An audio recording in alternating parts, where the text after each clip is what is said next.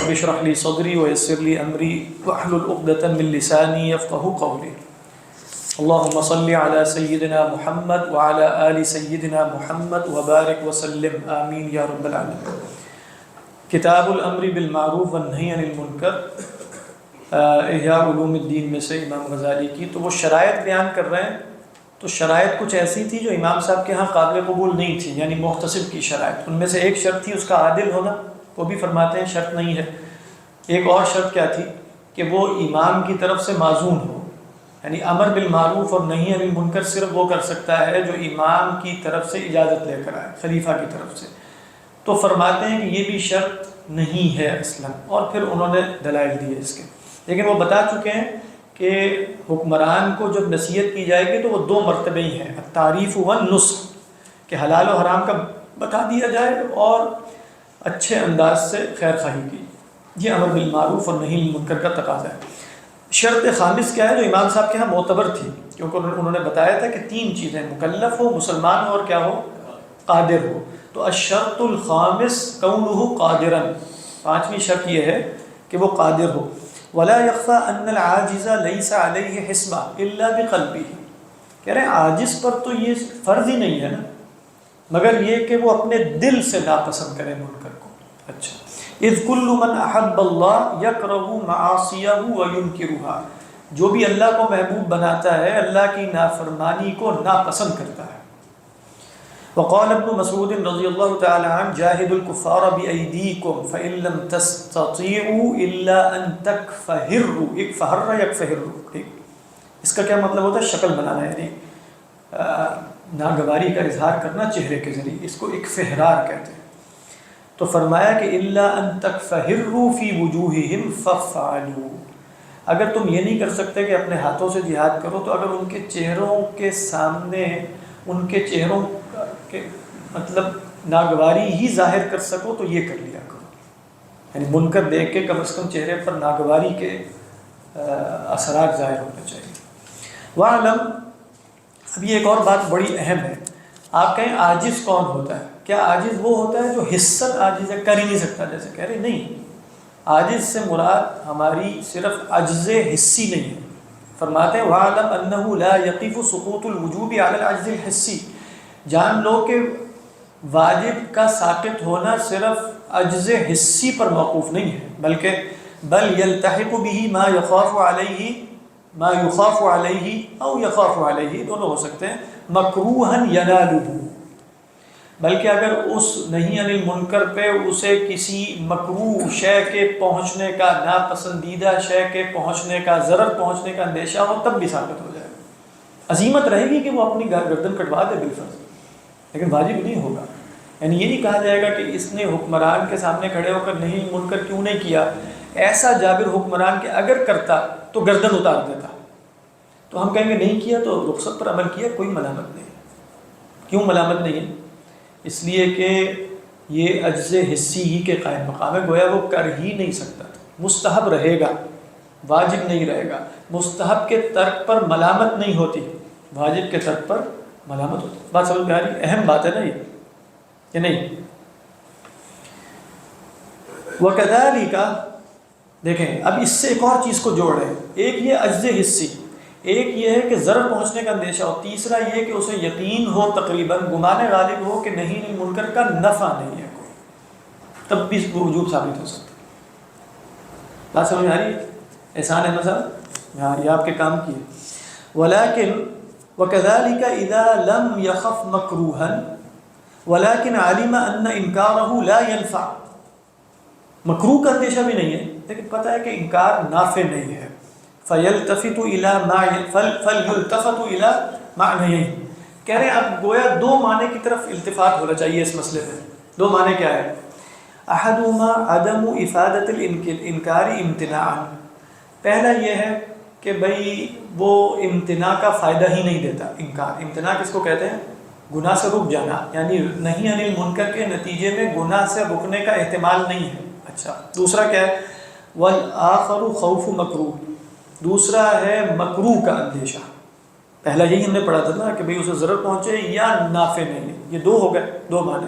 وَيَحْصُلُ مِنْ اعْتِبَارِ الْمَعْنَيَيْنِ أَرْبَعَةُ أَحْوَالٍ. ان دونوں کو اگر آپ جوڑیں گے تو 4 منطقی کیفیت پیدا ہو جائے گی. بات سمجھ میں آ رہی؟ اب وہ 4 منطقی جو کیفیات ہیں اس کا بیان کریں گے. کیا ہے وہ؟ أَن يَجْتَمِعَ الْمَعْنَيَانِ، یعنی دونوں معنی ایسے جمع ہو کہ اگر وہ نہیں منکر کرے گا تو مار بھی پڑے گی، فائدہ بھی کوئی نہیں ہے، گناہ بھی ختم نہیں ہوگا، مار بھی پڑے گی. اب ایسی صورت میں انسان کیسے کہہ سکتا ہے کہ اس پر واجب ہے کہ وہ نہیں منکر کرے؟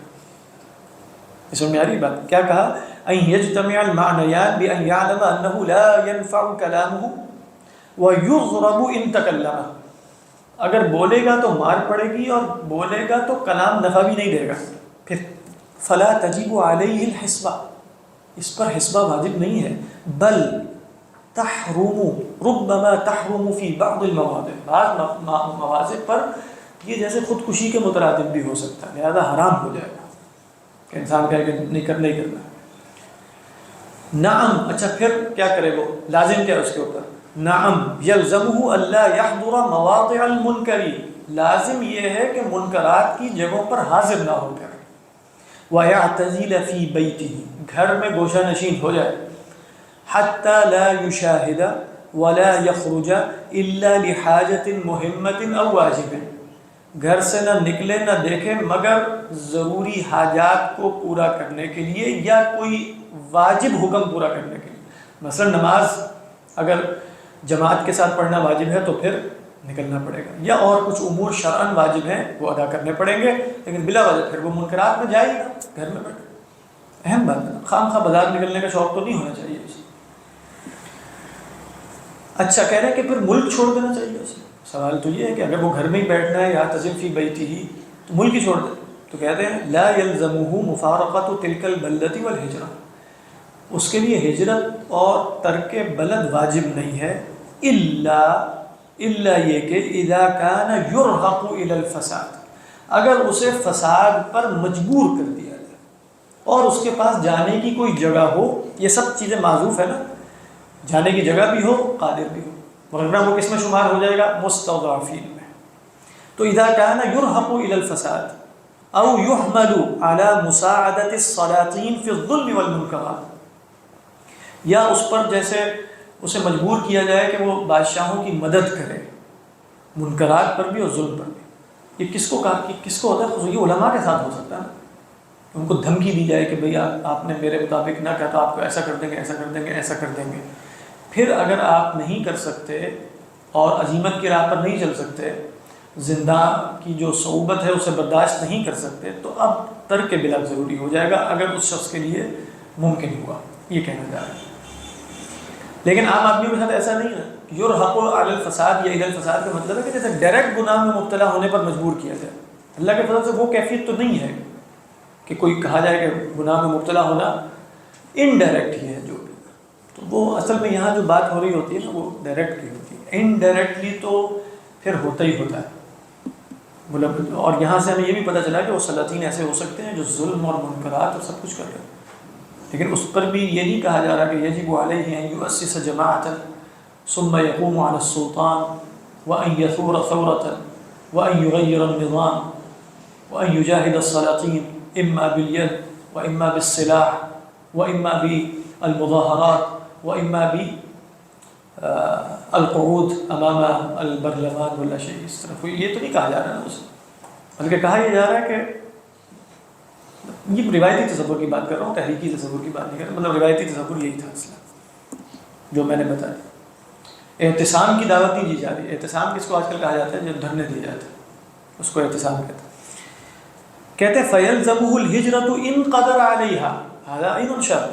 ہجرت بھی کب لازم ہوگی؟ جب وہ اس پر قادر ہو. فَإِنَّ الْإِكْرَاهَ لَا يَكُونُ عُذْرًا فِي حَقِّ مَنْ يَقْدِرُ عَلَى الْحَرْبِ مِنَ الْإِكْرَاهِ. کہہ رہے ہیں اگر بادشاہ اسے مجبور بھی کر رہے ہیں، لوگ اسے فساد پر مجبور کر رہے ہیں، تو اکراہ اس شخص کے لیے عذر نہیں بنتا جو بھاگنے پر قادر ہو. اگر وہ بھاگنے پر قادر ہے تو پھر مجبور نہیں ہے. مجبور کب ہے؟ بھاگنے پر بھی قادر نہیں ہے، اب کیا کرے؟ پھر وہ معذور ہے. یہ پہلی حالت تھی. کون سی حالت تھی؟ جس میں یہ دونوں معنی جمع ہو رہے ہیں. دوسری حالت کیا ہے؟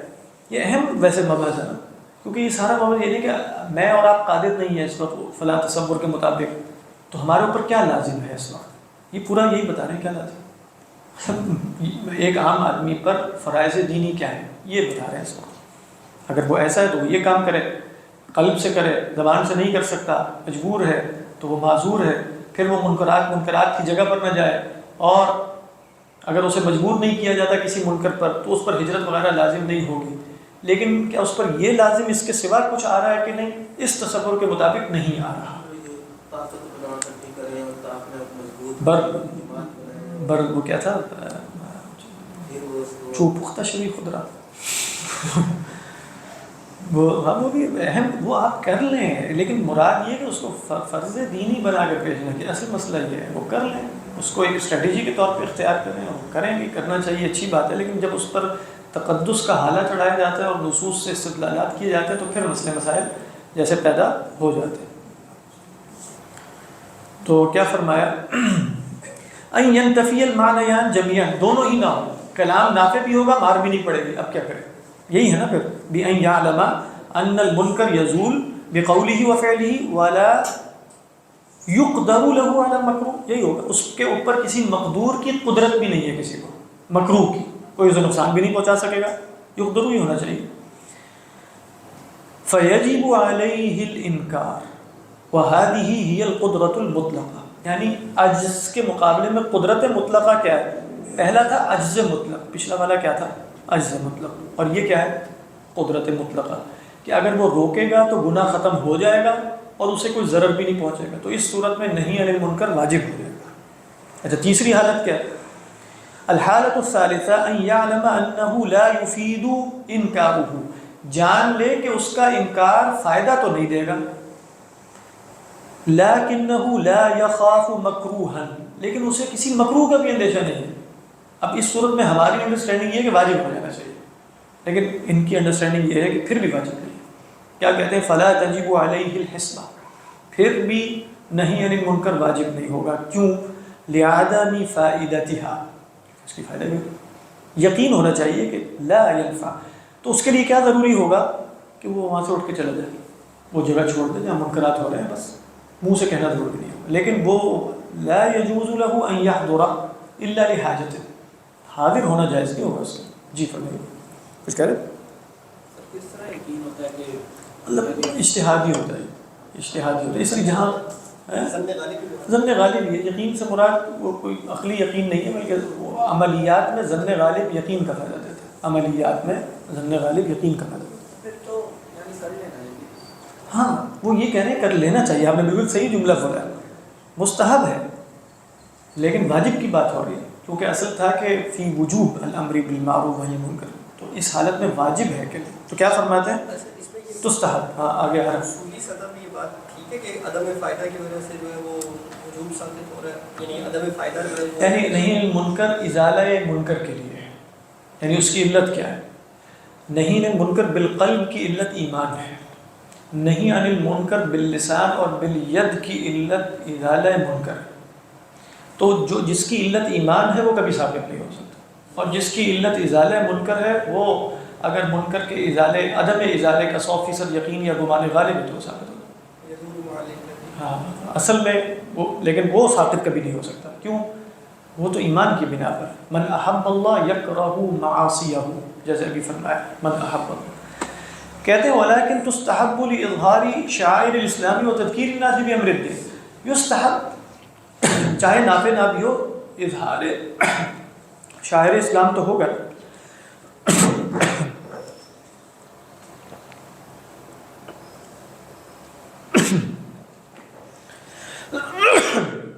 میرا خیال ہے یہ حالت رابعہ پڑھیں گے انشاءاللہ کل. حالت رابعہ میں تھوڑی سی تفصیل ہے آگے. اصل میں حالت رابعہ اصل میں یہ ہے کہ منکر باطل ہو جائے گا لیکن اسے نقصان پہنچے گا اگر وہ یہ کام کرے. تو اب کرے نہ کرے وغیرہ وغیرہ یہ ذرا مشکل ہے، اور یہ اجتہاد میں داخل ہو جائے گا. تو اور پھر وہ بتائیں گے کہ نقصان اگر اس کی صرف اپنی ذات تک ہو، ایسا نہ ہو کہ اس کے گھر والوں کو اپنی ذات تک نقصان برداشت کرے، وہ پوری جماعت کو نقصان میں ڈال دے اور اپنے، یہ اس کے لیے پھر بھی جائز نہیں ہوگا. یہ بہت اہم بات آگے آگے. جی فرمائیے.